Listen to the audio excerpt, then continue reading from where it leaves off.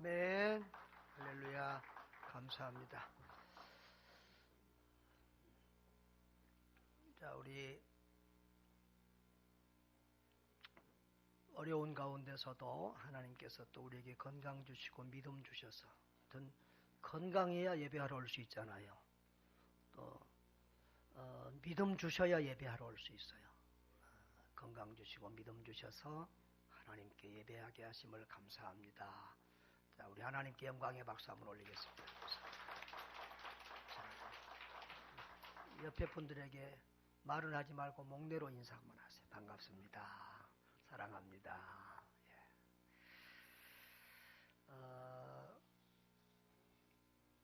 코로나 바이러스에 대해서 설교할까 말까 좀 갈등을 했습니다.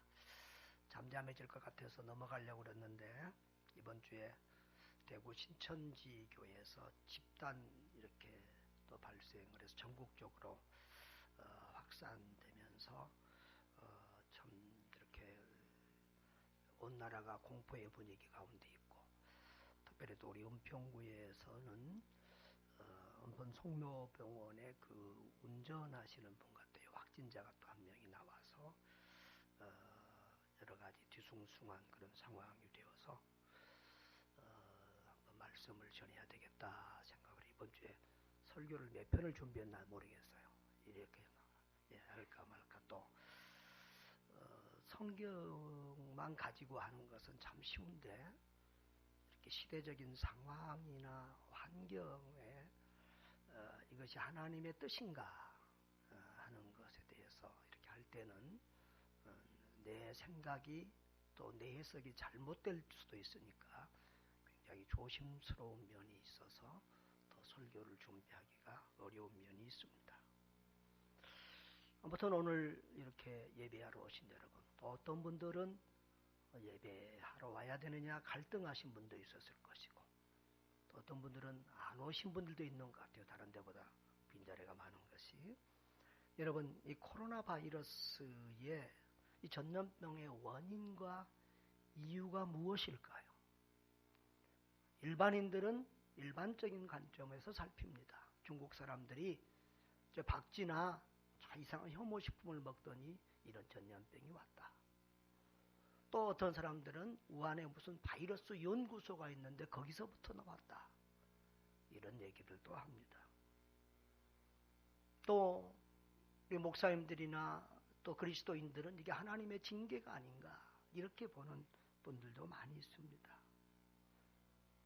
어느 것이 맞는지 하나님만이 답을 알고 있습니다. 정확하게.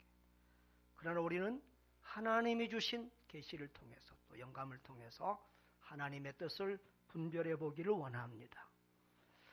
성경에서 전염병이라는 단어를 찾아보면 45개의 요절에 나옵니다. 상당히 많죠. 사실 인류 역사 속에는 우리가 알게 모르게 전염병이 굉장히 창궐했습니다. 제가 속한 우리 APM 우리 교단 선교부의 맨박회원에는 의사들이 많습니다. 그것인데 우리 교단은 한국의 교단 중에서 유일하게 큰 대형 병원을 가지고 있는 교단입니다. 그래서 선교사들을 여기서 무료로 치료해주는 이런 특별한 축복을 받은 교단인데요. 거기 의사들이 우리 맨박회원에 소속이 돼 있어요. 호흡기 내과 과장님이 지난번에 왔는데 3.1운동 무렵에도 우리나라에 굉장한 전염병이 발발해서 사실 일본의 총칼에 죽은 사람 몇 배로 전염병으로 죽은 사람들이 더 많았다고 합니다.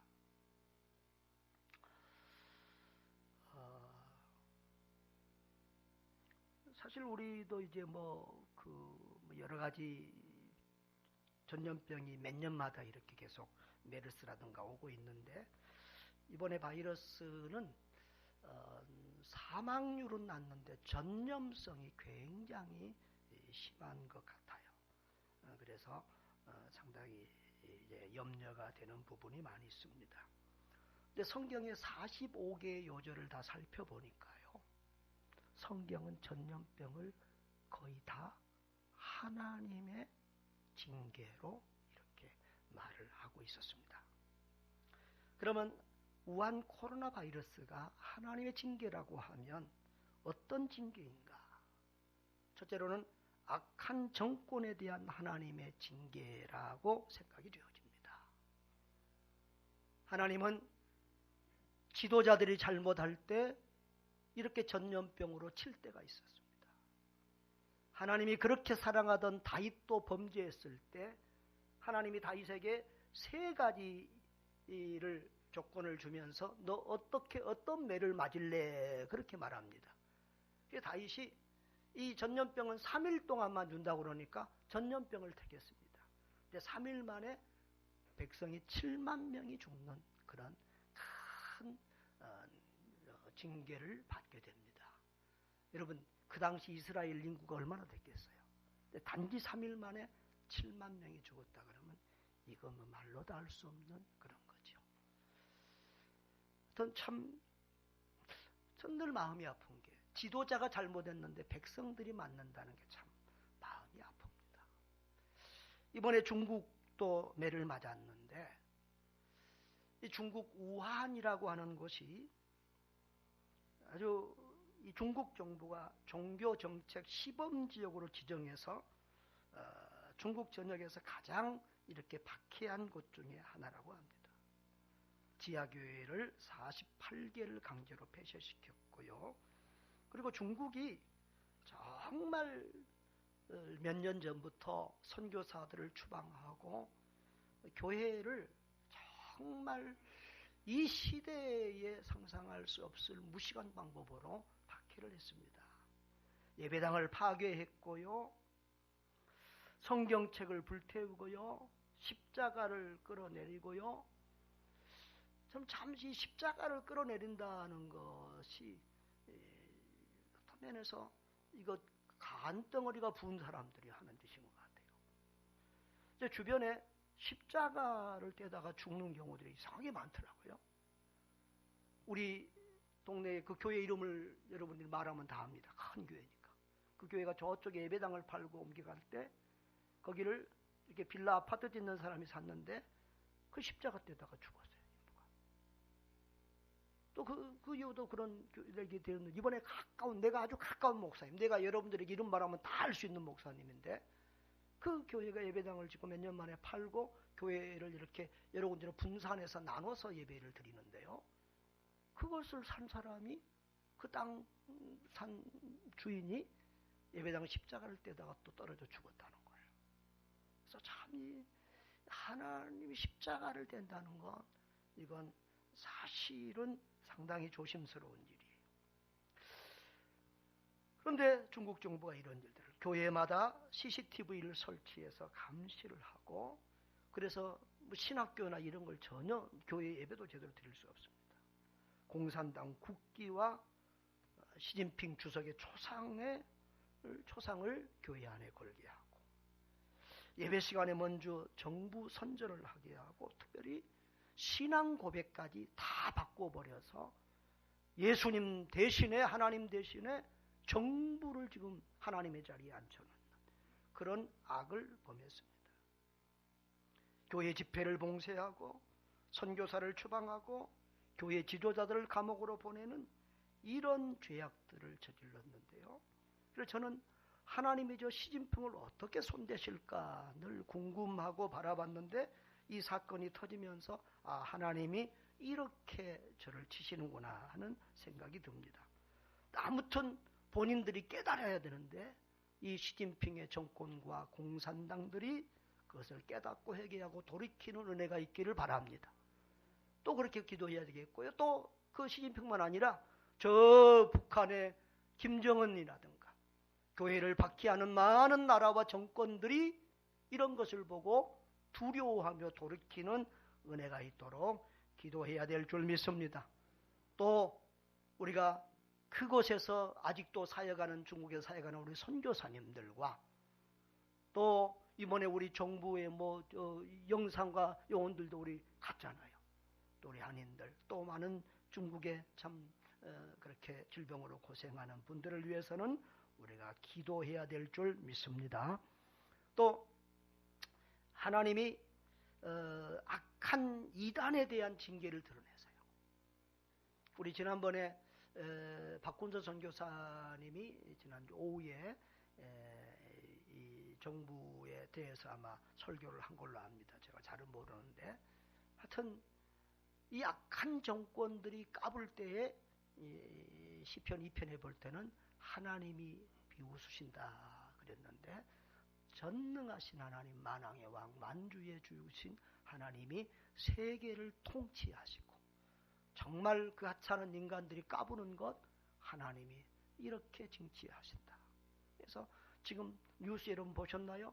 중국의 지식인들과 많은 사람들이 지금 시진핑 반대 운동을 일어나고 공공연히 말하고 어떤 사람들은 또 공공연히 말했다가 사라지기도 잡혀가는지 사라지기도 하고 이런 상황으로 지금 있습니다. 중국을 위해서 기도해야 되겠고요. 하나님이 또 한 가지 이것을 통해서 악한 이단을 드러내고 징계하고 있는 것을 보게 됩니다. 여러분이 잘 알다시피 신천지. 저는 주님을 섬기면서 우리 시대의 가장 악한 이단이라고 저는 신천지를 생각하는데요. 다른 이단들은 교회 안에까지 파고들지는 않습니다. 여호와 증인 같은 이단들도 뭐 교패 붙은 가정들도 두드려서 뭐 한다고 우리가 뭐 하는데 그래도 교회 안까지 들어와서 그렇게 하지는 않습니다. 그런데 이 신천지는 우리 예배당 현관에도 이 주보장 있잖아요. 거기다가 이렇게 찌라시를 놓고 가고 이 우편함에다 놓고 가고 뭐 또 어떨 때는 담임 목사 앞으로 우편을 보내기도 하고 이런 식으로 합니다. 그것은 양반이고요. 교회 안에 슬그머니 들어와서 열심히 봉사하는 척하면서 인정을 받고 그러면서 또 다른 사람을 전도해 오는 것처럼 데려오고 그러면서 교회의 목사를 또 은근히 비방하고 교회를 비방하면서 교회의 분위기를 바꿔서 교회를 통째로 작은 교회들은 몇 명만 가면 교회 옮겨가요. 그래서 교회를 통째로 신천지로 옮겨가서 그게 신천지에서는 산을 옮기기 작전이에요.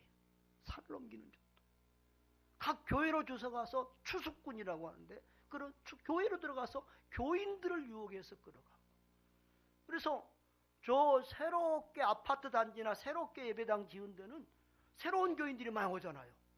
근데 옛날 같으면 막 좋아하는데 두려운 거예요.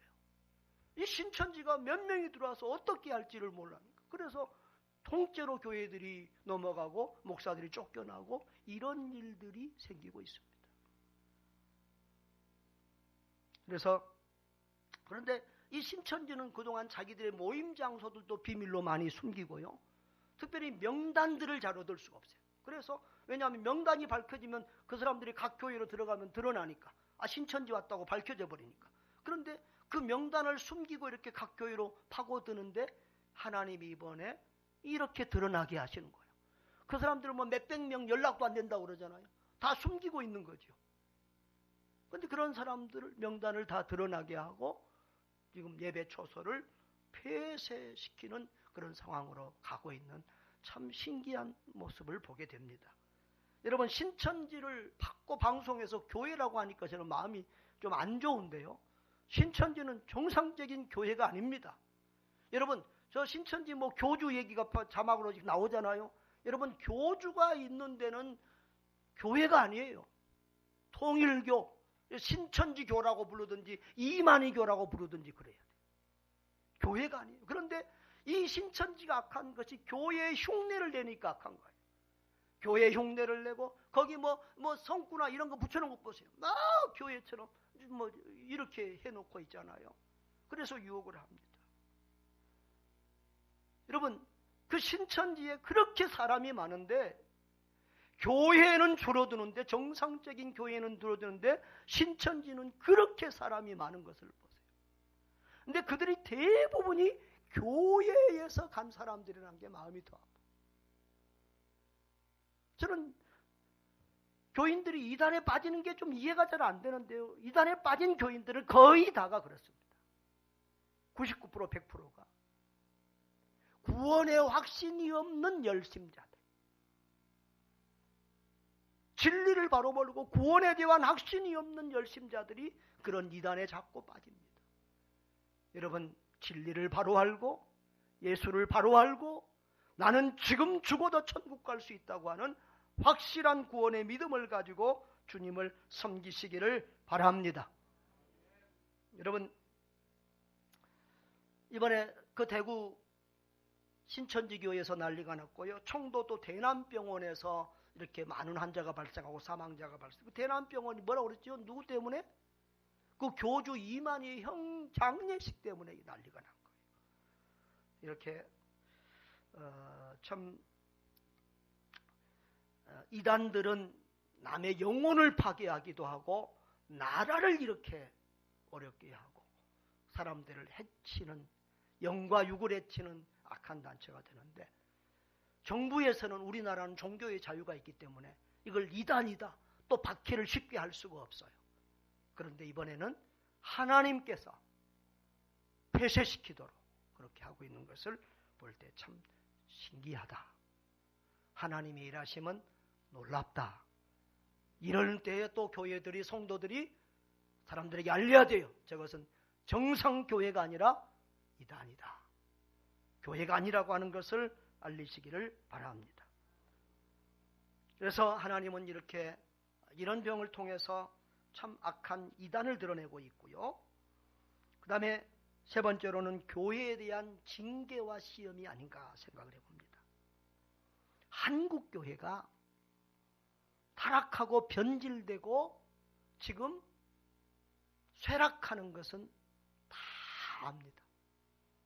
교단마다, 교회마다 지금 성도가 줄어든다, 헌금이 줄어든다고들 난립니다. 우리나라는, 제가 볼 때는 우리나라는 세계에서 예수 믿기 가장 좋은 나라입니다. 가장 평안하고 자유롭고. 지금 목사들 세금 내라고 한다고 하지만 교회에 세금 내고 이런 혜택을 주는 나라가 없어요. 제가 우즈벡에 있을 때는요, 교회 세무조사 와서 며칠씩 뒤져요. 그리고 일반 기업보다 훨씬 교회가 공공기업으로 해서 일반 소그룹이나 가정이나 이런 것보다도 훨씬 더 세금이 많아요. 얼마나 여러 모양으로 박해들하는지 몰라요. 우리나라는 마음껏 예배할 수 있고 찬양할 수 있고 섬길 수 있고, 공산주의 같으면 지금 교회 문 다 닫아라 그러면 하루아침에 그거 통보 하나로 끝이에요. 그러나 한국은 그렇게 정부가 마음대로 못해요. 여러분, 그런 자유의 국가에서 이렇게 하나님을 섬기기 제일 좋은 나라에서 성도들의 믿음은 점점 쇠락하고 있고 세속화되고 있고 아니라고 나태해지고 있고 교회는 쇠락하고 있다는 거예요. 교회가 바른 교회보다는, 건강한 교회보다는 큰 교회, 대형 교회를 추구하면서 수단과 방법을 가리지 않고 예배당 불리기를 하고 있고, 또 한참은 예배당이 전도한다고 해서 너무 무리해서 빚으로 예배당을 지었다가 그 예배당들이 이 신천지라 하나님의 교회 이단입니다. 하나님의 교회 이런 데 다 팔려가지고 정말 하나님을 가슴 아프게 하는 이런 일들이 얼마나 많았습니까? 지금 이 바이러스에도 대형 교회가 지금 벌벌 떨고 있습니다. 우리는 얼굴 뻔히 압니다. 제가 모르는 교회는 없습니다. 여러분도 다 알지요? 근데 대형 교회는 누가 언제 간지를 모릅니다. 여러분, 하나님은 우리에게 풍요와 자유를 주셨는데 우리는 점점 하나님과 멀어지고 있고 우리 신앙은 나태해져가는 이 상황에 대한 하나님의 경고, 이것을 읽을 수 있는 저와 여러분 될 수 있기를 바랍니다. 또한 이것은 하나님이 우리 성도들의 믿음을 시험해 본다. 생활이 편안할수록, 환난과 역경이 없을수록 우리 믿음이 자라는 게 아니라 우리 믿음이 떨어집니다.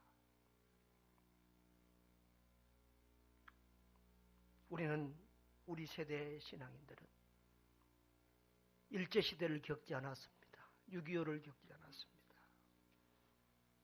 고난을 통과하지 않으면서 수십 년 동안 평안과 자유 속에서 예배드리면서 우리 믿음은 떨어지고 교회는 쇠락하고 있습니다. 누가복음 18장 18절에 예수님께서 그렇게 말씀했습니다. 인자가 올 때 말세에 내가 세상에서 믿음을 보겠느냐 라고 했는데 지금 정말 참된 믿음의 사람을 보기가 어려울 때입니다. 여러분, 알곡과 쭉정이를 고르려면 바람으로 까불러야 됩니다. 까불릴 때에, 시험이 올 때에, 환난이 올 때에 알곡과 쭉정이가 구별되는 것입니다. 평상시에는 좋을 때는 다 믿음 있는 사람 같습니다. 그러나 어려움이 역경이 오고 문제가 생기고 박해가 생기면 그때 그 사람의 믿음이 진짜였나 가짜였나가 표가 나는 겁니다. 여러분, 교회가 자유롭게 이렇게 평화의 시대를 구가한 적이 별로 없습니다. 초대교회는 초대교회, 우리 한국교회도 처음부터 박해로 시작했습니다. 유대교회의 박해를 받았고 로마의 박해를 받았는데 로마 시대에는 얼마나 많은 기독교인들을 각양의 모습으로 죽였는지 여러분 영화 봤지요? 불에 태워 죽이고 사자의 밥이 되게 하고 여러 모양으로 죽일 때 그들은 그래도 믿음을 포기할 수 없고 하나님 앞에 예배하는 것을 포기할 수 없었어.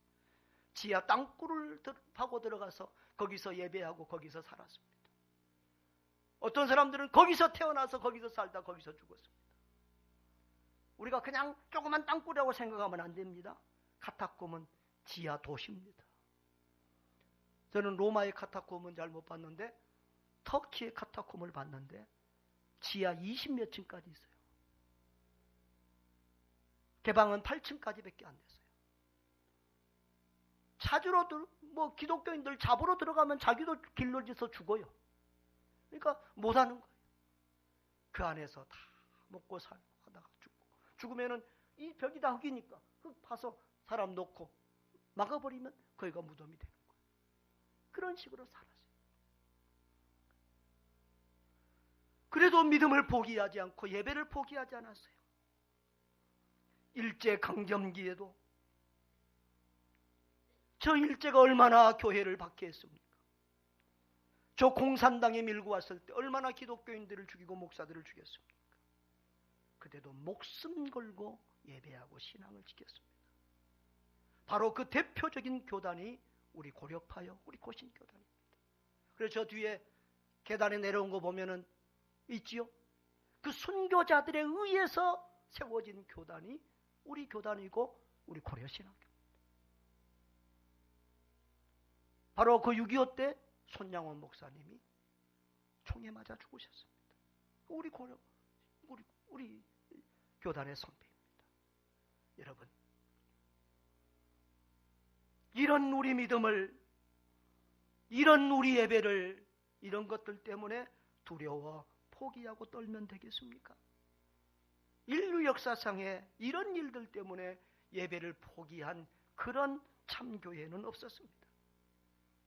히브리서 11장은 믿음의 장이라고 하는데 그 히브리서 11장 우리 믿음의 선진들을 보면은 어떤 이들은 더 좋은 부활을 얻고자 하여 심한 고문을 받되 구차히 풀려나기를 원하지 않았으며 어떤 이들은 조롱과 채찍질뿐 아니라 결박과 옥에 갇히는 시련도 받았으며 히브리서 11장 37절은 돌로 치는 것과 톱으로 켜는 것과 시험과 칼로 죽임을 당하고 양과 염소의 가죽을 입고 유리하여 궁핍과 환난과 학대를 받았으니 이런 사람은 세상이 감당하지 못하느니라.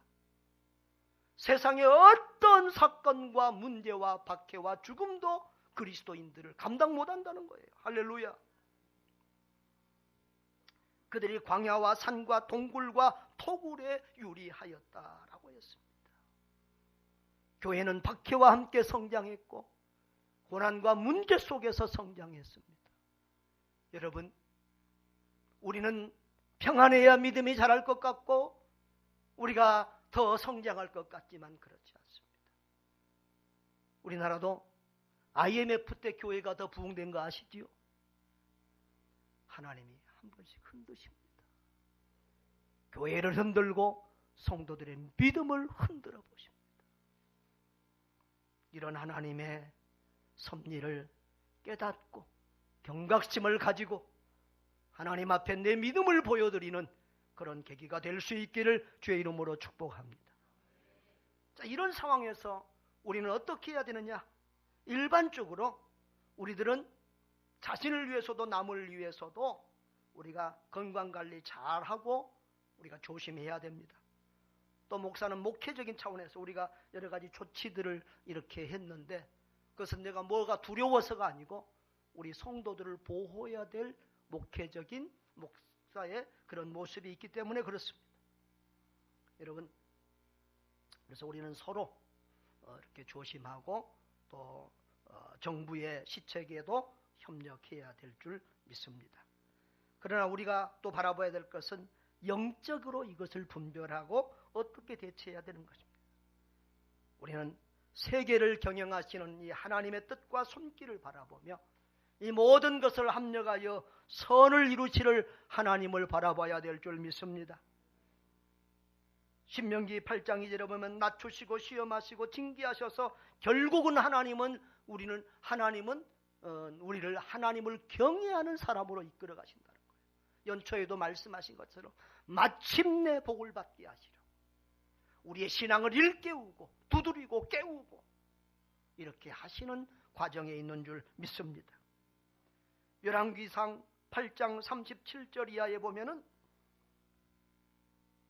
솔로몬 왕이 성전을 건축하고 낙성식에서 기도하면서 하나님이여 만일 이 땅에 기근이나 전염병이 있거나 곡식이 치들거나 깐북이나 메뚜기나 황충이 있거든 무슨 사건이 날 때에 어려움이 있을 때 전염병이 있을 때 무슨 질병이나 재앙이 있을지라도 하나님께 회개하고 돌이키면은 하나님이여 용서해 주시고 어찌하든지 이 백성이 하나님을 경외하는 길로 나아가게 해주십시오.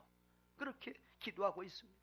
이런 모든 환난과 또 치유 과정을 통해서 살아계신 하나님을 깨닫고 발견하고 하나님을 경외하고 하나님이 원하시는 길로 걸어가는 그런 결과가 있기를 우리가 기도해야 될 줄 믿습니다.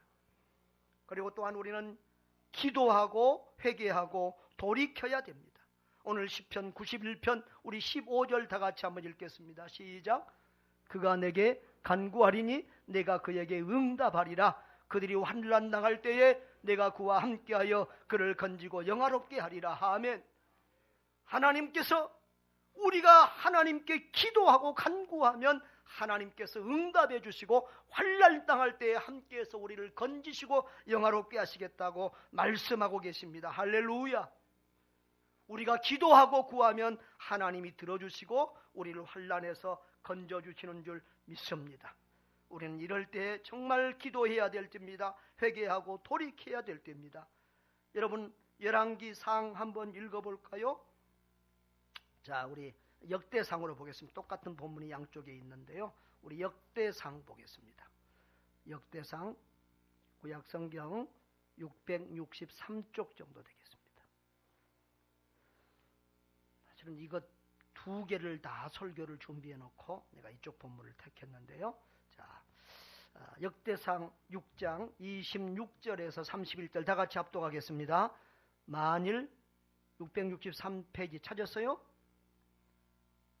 역대하 6장 28절 구약성경 663페이지 28절에서 31절 다 같이 시작.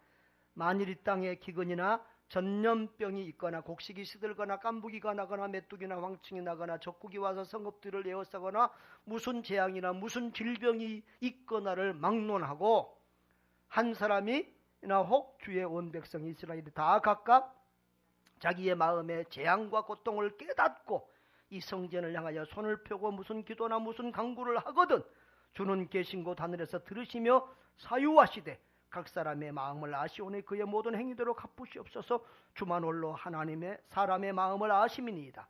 그리하시면 그들이 주께서 우리 조상들에게 주신 땅에서 사는 동안에 항상 주를 경외하며 주의 길로 걸어가리이다. 아멘.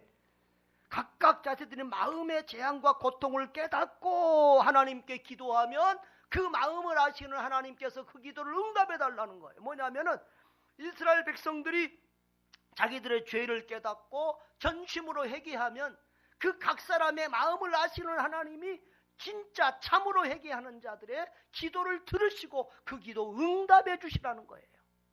그래서 재앙을 주신 하나님도 알고, 그리고 회개할 때 용서하고 치유해 주시는 하나님도 체험해서 그들이 하나님을 경외하고 주의 길로 걸어갈 수 있게 해달라는 거예요. 아멘. 이번 이 바이러스 사태를 통해서도 하나님의 그런 역사가 있기를, 그런 깨달음과 그런 회개와 그런 기도가 있기를 주의 이름으로 축복합니다. 우리는 이럴 때에 저 중국을 위해서 기도해야 되고, 그리고 저 신천지도 회개하고 돌이키도록 기도해야 되고, 우리가 많은 어려운 분들을 위해서 기도해야 될 줄 믿습니다. 네.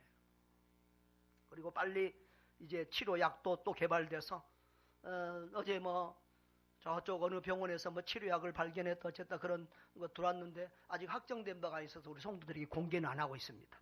아무튼 그런 면역약이 또 발견돼서 속히 치료되는 그런 은혜도 있도록 우리가 기도할 일이 많습니다.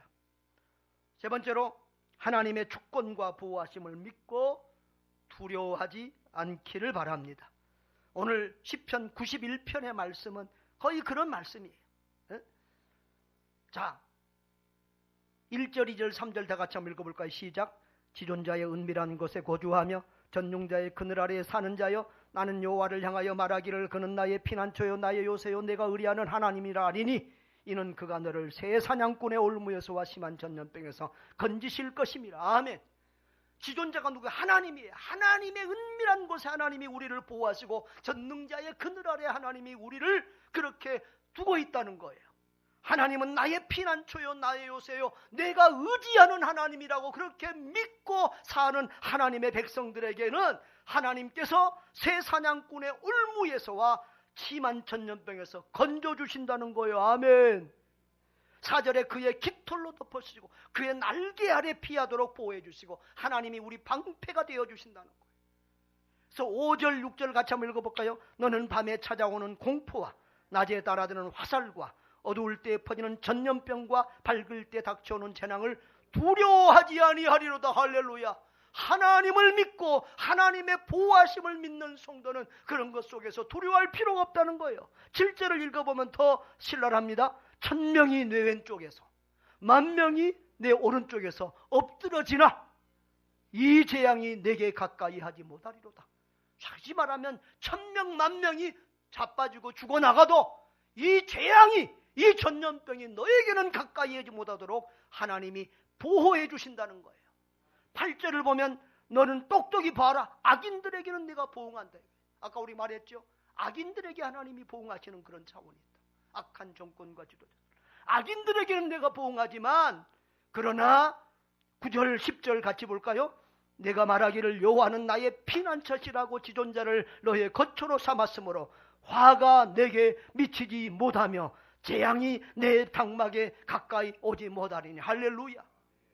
7절에도 재앙이 내게 가까이 하지 못하리라 했고 10절에서도 재앙이 내 장막에 가까이 못한다는 거예요. 왜? 너가 하나님을 피난처로 삼고 하나님을 의지하는 사람이기 때문에 하나님께서 네 믿음대로 너를 지켜주시겠다는 거예요. 아멘. 그래서 11절에 보면 천사들에게 명해서 너를 지키게 하겠다는 거예요. 너를 붙들어 주겠다는 거예요. 내가 사자와 독사를 밟고 젊은 사자와 뱀을 밟아 누르는 그런 사람이 될 거라는 거예요. 할렐루야. 14절을 내가 아주 좋아하는 구절입니다. 한번 같이 읽을까요? 하나님이 이르시되 그가 나를 사랑한즉 내가 그를 건지리라. 그가 내 이름을 안즉 내가 그를 높이리라. 할렐루야. 여러분, 이런 말들이 우리가 어떤 재앙에서부터도 어떤 전염병에서부터 보호받고 사자와 독사를 밟아도 우리가 꿈쩍하지 않고 살 수 있는 이런 것들이 그냥 되어진 일이 아니에요. 허풍이 아니에요. 바울이 뱀에 물려도 사도행전에 보면 죽지 않으니까 사람들이 막 하늘에서 내려온 사람이다 하고 그러잖아요. 여러분, 역사 속에서 우리 금요일 날 제가 한번 얘기한 적이 있습니다만은 로마가 처음에 기독교를 굉장히 핍박했습니다. 가진 모양으로 기독교인들을 죽였습니다. 불에 태워주고 사자의 밥이 되게 하고 그렇게 기독교를 핍박했을 때 사람들이 카타콤으로 들어갔다고 그랬죠. 그런데 로마에 전염병이 퍼졌습니다. 전염병이 퍼져서 사람들이 죽어가고 그 전염병이 무서워서 사람들이 시체도 치우지 못하고 길거리 나자빠져 있을 때 어느 날부터 한밤중에 검은 옷을 입은 사람들이 나와서 그 시체를 치우기 시작합니다. 로마의 고관들이 도대체 누가 이것을 하고 있는 것인가 죽어보러 보니까 카타콤 안에 사는 기독교인들이 나와서 길을 하는 거예요. 그래서 나중에 로마가 기독교를 국교로 정하는데 그것이 많은 영향을 끼쳤다고 합니다. 그런데 신기한 일입니다. 일반인들은 만지지도 못하는 그 전염병 시체를 기독교인들이 치웠는데 기독교인들은 걸리지 않았다는 것입니다. 그것만 아닙니다. 중세시대에 이 쥐가 전하는 패스트 병으로 유럽 인구의 3분의 1이 죽어갔습니다. 어마어마했습니다. 유럽에 가보면 그 패스트 질병에서 나은 것을 성모 마리아가 도왔다고 해서 성모 마리아 상이 많이 중간중간에 있습니다. 그런데 그때 사람들이 그렇게 죽어나갈 때 기독교인들을 그때 박해를 받을 때 기독교인들이 박해를 받을 때 프랑스에서는 위구노라는 기독교인들이 있었습니다. 그 박해를 받던 기독교인들을 시켜서 그 시체를 치우게 했습니다. 그런데 신기한 일입니다. 그 기독교인들에게는 그 질병이 걸리지 않았다고 합니다. 여러분, 우리 하나님은 살아계신 하나님입니다. 기독교인들은 시체를 치우는 사람들이에요. 병원의 의사가 우리의 생명을 지키는 것이 아니라 하나님이 지키시는 줄 믿으시기 바랍니다. 생명은 우리의 살고 죽는 것은 하나님이 결정하시는 것입니다.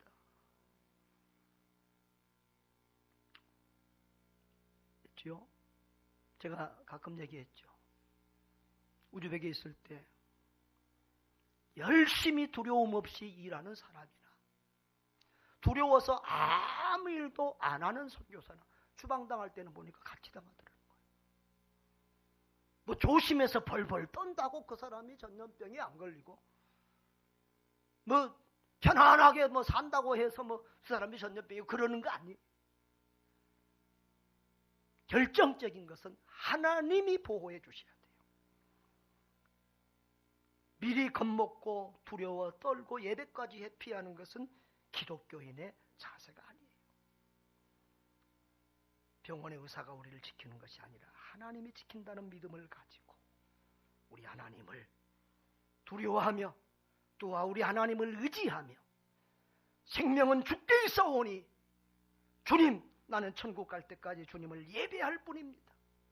우리는 인간의 도리를 다하되 결과를 하나님께 맡기고 우리 하나님을 섬겨야 될 줄 믿습니다. 마귀가 가장 노리는 것은 두려움을 유발해서 예배를 못 드리게 하고 하나님 나라를 망가뜨리는 것입니다. 사실 지금 이 바이러스로 죽은 사람이 5천만 명 중에 3명입니다. 0.00001입니다. 그런데 우리의 공포지수는 100이 만땅이라고 하면 80, 90입니다. 여러분, 예수를 믿으십니까? 한 번은 죽는 것도 믿으십니까? 예수 믿는 저와 여러분은 살아도 천국이요, 죽어도 천국인 줄 믿습니다.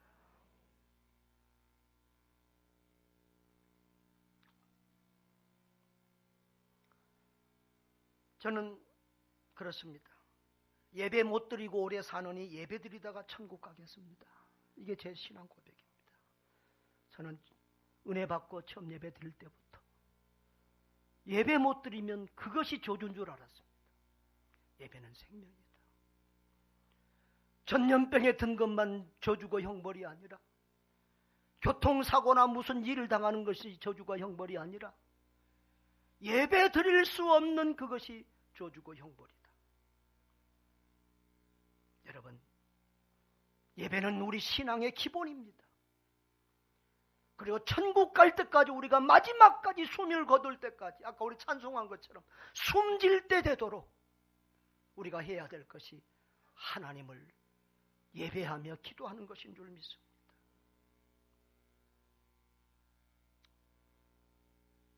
예배는 우리 인생의 가장 중요한 일이요, 죽는 날 죽는 순간까지 해야 될 일입니다. 목숨 걸어야 될 일입니다. 예배를 방해하는 악한 세력의 의도에 휘둘리지 않도록 영적 통찰력을 가지고 믿음으로 기도하시기를 바랍니다. 사랑하는 성도 여러분, 역사는 주님이 주관하십니다. 우리는 자꾸 이런 일이 있을 때 텔레비 뉴스만 봅니다. 뉴스가 하나님입니다. 뉴스에 따라서 흔들립니다. 하나님을 바라보셔야 됩니다. 하나님이 이 세상을 통치하시고 주관하심을 믿어야 됩니다. 하나님의 뜻이 무엇인가? 그리고 그 하나님의 뜻 앞에서 우리가 취해야 될 자세는 무엇인가를 살펴야 할 것입니다. 이 세상을 통치하고 다스리시는 분이 하나님이요, 우리의 생명의 주관자가 하나님이심을 믿어야 합니다. 무엇보다도 가장 큰 문제는 성도들의 지나친 두려움입니다. 사탄 마귀는 두려움을 유발하여 성도들을 불안에 떨게 하고 예배를 드리지 못하도록 방해합니다. 믿음은 이런 때 사용하는 것입니다. 믿음을 사용하고 기도하시기를 바랍니다. 사람이 할 도리를 다하되 모든 것을 하나님께 맡기고 주 안에서 평안하고 건강하시기를 주의 이름으로 축복합니다. 우리 시간에 통성으로 한번 기도합시다. 교회를 박해하는 국가들과 지도자들이 이런 교회에 회개하고 돌이키게 해주옵소서. 이런 때에 이단이 무너지는 그런 은혜를 주옵소서. 오히려 한국교회가 회개하고 각성해서 오히려 교회가 회복하고 부흥하는 계기가 되게 해주십시오. 우리가 사람이 할 도리를 하되 모든 것 하나님께 맡기고 주 안에서 평안하게 해주십시오.